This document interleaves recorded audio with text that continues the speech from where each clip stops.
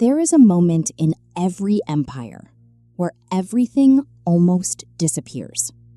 Not slowly, not quietly, all at once. For Elon Musk, that moment came in 2008. He was not trying to save one company. He was trying to save two. Tesla was running out of money. SpaceX had failed again and again. And outside his companies, the whole financial world was breaking. Banks were collapsing. Investors were scared. Money was disappearing. And Musk had to face a brutal question. Save Tesla or save SpaceX?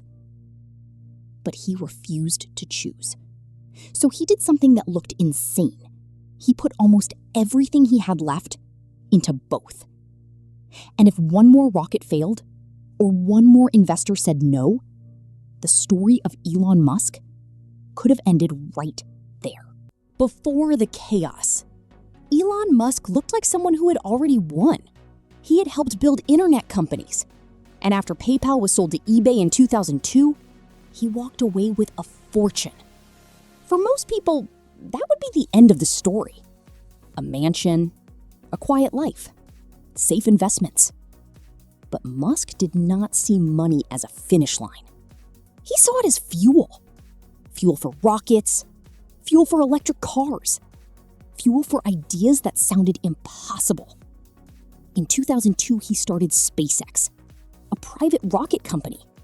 That already sounded crazy, because rockets were not normal business. Rockets were government business. NASA, military programs, huge budgets, giant aerospace companies. Not a young company trying to launch from a tiny island. And then there was Tesla, a young electric car company. At the time, electric cars were not cool. They were not mainstream. They were not seen as the future. To many people, they were slow, weak, strange. Not something that could challenge the car industry.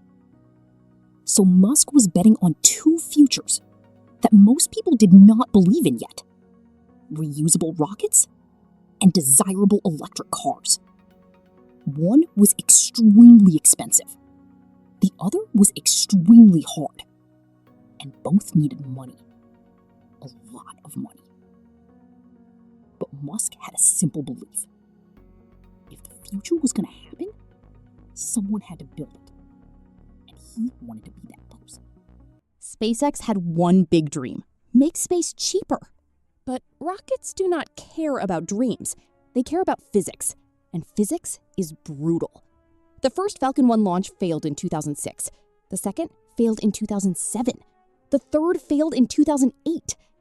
3 launches. 3 failures. Each launch burned money. Each failure burned confidence. And each time, the same question got louder. Was SpaceX real? Or was it just one rich man's fantasy? Inside the company, the pressure was massive. The team was small. The budget was limited. People were tired.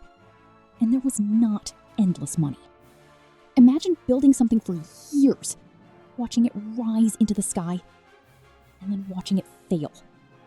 Again, and again, and again. That is not just a technical failure. That is emotional damage. Because every explosion says the same thing. Maybe you were wrong.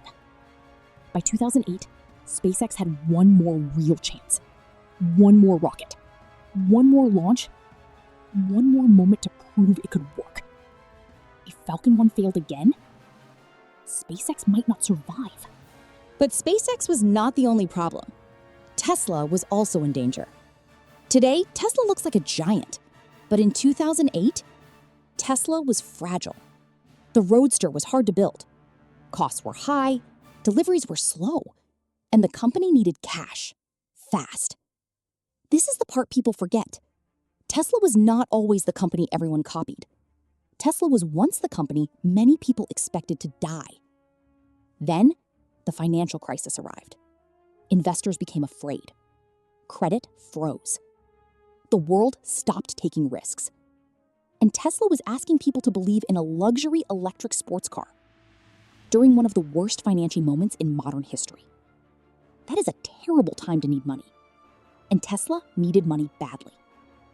In 2008, Tesla cut costs, delayed work on the Model S, and secured emergency financing while the company was under serious cash pressure. Reuters reported that Tesla's board approved $40 million in convertible debt financing in November 2008 to support Roadster manufacturing. So while SpaceX was trying to reach orbit, Tesla was trying to stay alive. Two companies, two crises, one founder, and almost no room for error. This is where the story stops being about companies and becomes about a person. Because today, people talk about Elon Musk like he is inevitable. Rockets, cars, satellites, billions. But in 2008, nothing looked inevitable. He was under pressure from every side. SpaceX was failing. Tesla was bleeding cash. The financial world was collapsing. And his personal life was also falling apart. From the outside, ambition looks exciting. From the inside, it can feel like panic with a calendar. Every day had a deadline. Payroll, launch dates, investor calls, factory problems, engineering failures. And behind all of it, one question. How long can this continue? The money from PayPal, the money that could have made him safe forever, was going into companies that might never work. And that is what makes this story human. Not the success, the uncertainty. Because in the middle of the story, nobody knows how it ends. Then came September 28, 2008, Falcon 1 Flight 4. A small rocket, a small company, a huge consequence. This was not just another launch. This was survival. If the rocket reached orbit, SpaceX would prove something historic. If it failed, there might not be enough money for another attempt. Everything came down to a few minutes. Fuel, metal, math, and fear. The rocket lifted off from Omelek Island in the Pacific. At first, there was nothing to celebrate, only waiting. Because rockets can fail at the beginning. They can fail in the middle. They can fail near the end. So the team watched and waited. Then Falcon 1 reached orbit. After 3 failed attempts, Falcon 1 successfully reached orbit on its 4th flight on September 28, 2008. SpaceX describes Falcon 1 as the first privately developed liquid fuel rocket to reach Earth orbit. That launch did not make SpaceX rich overnight, but it made SpaceX believable. And belief, at that moment, was worth everything. Because once people believed SpaceX could reach orbit, the company was no longer just a dream. It was a real player. And that changed everything. A successful launch opened a door. And then, NASA walked through it. In December 2008, NASA awarded SpaceX a major commercial resupply services contract. The deal was worth $1.6 billion for 12 cargo missions to the International Space Station.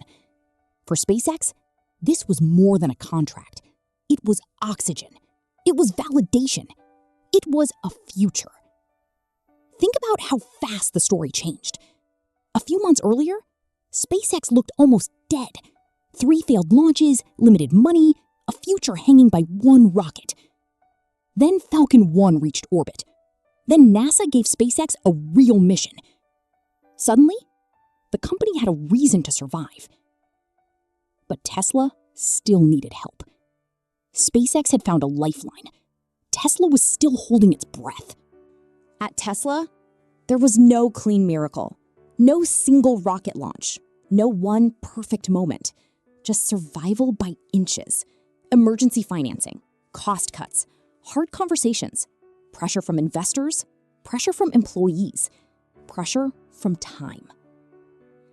Tesla secured a $40 million financing round in November 2008, a critical move during the financial crisis as the company worked to continue Roadster production. It was not glamorous. It was not clean. It was not the shiny version of entrepreneurship people like to imagine.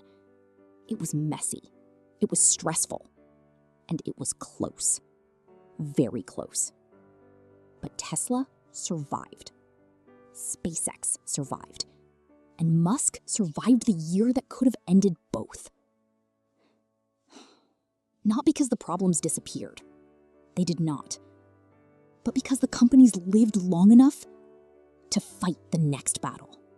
Today, Elon Musk is connected with rockets landing upright, electric cars on highways, satellites in orbit, and companies worth billions.